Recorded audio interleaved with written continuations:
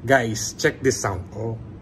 May mga bagong pang-decor ako na nilalagay sa mga tray na may chocolate at hindi lang yun, yung mga ginagawang flower. Hindi ko alam kung ano ang ibig sabihin ng mga to. Well, let's find out. Pang-design ako na nilalagay sa mga tray ng chocolate at yung mga ginagawa nating flower dito. Ayan, pang-stick lang yan. Hindi ko alam kung ano ang mga ibig sabihin yan, mga Arabic yan. Pero ito ang alam ko ay pang-graduation. Hindi ko alam kung ano ang mga ibig sabihin itong Arabic na to. Well, mamaya ay tanungin natin kung ano ang ibig sabihin ng mga to.